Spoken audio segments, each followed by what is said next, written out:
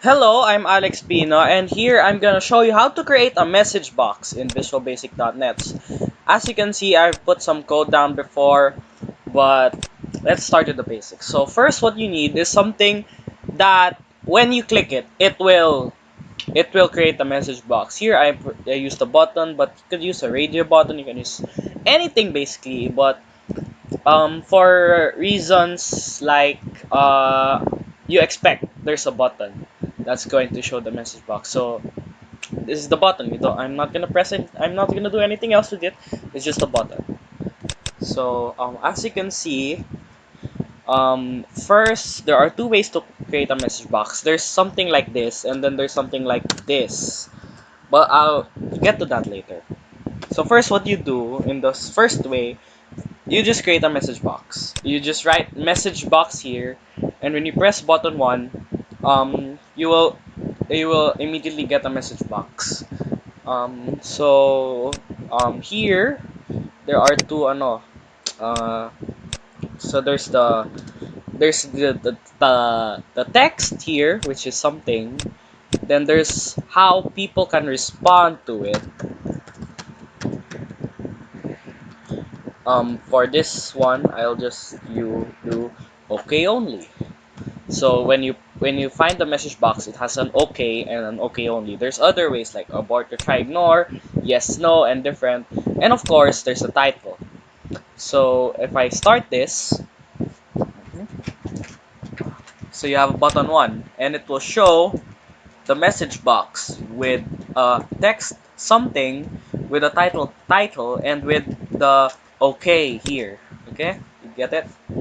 So it's that simple. I'm using chips. It's nice chips. Okay. But of course, there's another way because sometimes you need the message box to do something. It's not just like information or say do you want to, yeah, there's sometimes like, do you want to exit this page? You need a return value. So what you need is to create to dim an integer. Now this integer will be the one to receive the value of the message box. See, everything has a value. Like say okay, if you press okay, then the value will be 1. If you press yes, you will get 6 as the value. So and that will be the value of the integer that I've just declared, a. So a is equal to the value of the message box. So say let's change this, make it yes no. Okay, then this will be what happens. So something message box style yes no title. So when you start it, there's no way to see this. So I'll show you how. So label one, make a label one dot text equals a, and if you I'll put a label here, and it will be a number. I'll tell you, it will be a number. So I'll start this, and button one is here. Something yes, then it will become 6. As you can see, if I press no, it'll become 7. So it's that easy to create something that can and this is used to create if then statements. So if say you put here if a is equal to 6, meaning you replied yes to the message box, then something can happen, like say label one dot visible equal to false. So what happens here is that if I press yes to the message box, then label one will be false. So if you see here, if I press here yes, then label one became invisible. And then you can do the no too. So if you put else if a is equal to 7, then say end. I don't know what else I could do. So what happens is if I reply yes to the message box, then the label one will disappear. But if I reply no, then it will exit immediately. I wish this So button 1, here's the message box. If I press yes, then label 1 disappears. If I press no, then the thing ends. And it's that simple. Now the rest of the return values are as follows. So here. So first of all is OK. OK is equal to 1. Cancel is equal to 2. Abort is equal to 3. Retry is equal to 4.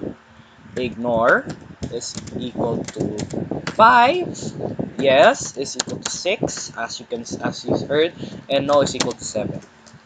I'm sorry. No, no.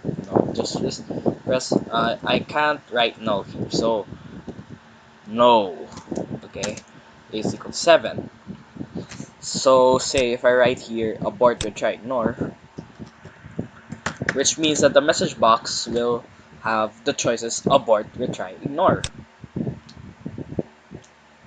Uh, as you can see, you can't do it because there's no return value, because you can't have the return 6 from abort, retry, ignore. So what I can do is I can break it up 4 try, and then else if a is equal to 3, then end. Now I'll do something else so that you can do ignore.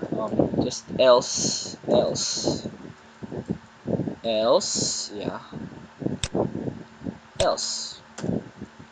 Else, which means anything other than retry or retry or abort, then it can do something else, like say button 1 dot text is equal to hi. I don't know what else. So say let's start this. I don't know why that did not work. So okay, button 1 here. Okay, I do not know what happened, but basically what would happen is let me see the errors. Uh-huh. Oh, this thing. You have to. I'm sorry. You just need to pause that, and then you can find it out. So, if a is equal to 4, a equal to 3, else. So here's button 1. Here you go. Again, the text is something. The title is title, and three. Here are three choices: abort, which is equal to 3; retry, which is equal to 4; and ignore. Now, I haven't declared ignore to do something, but what I did was I made it um, I made it else. So like if the return value is not 4 or 3, then it will say make button 1 into high, as you can see here. Ignore again, it becomes high again. And say if I press retry, else if a equal to 4, label 1 will disappear. And if I press abort, it will disappear. The entire thing will disappear. So it's that simple to create a message box. So hopefully you learned something here. If you enjoyed, please subscribe, please, and study well for your periodical test, not just computer, but others too. So thanks. I'll see you next time.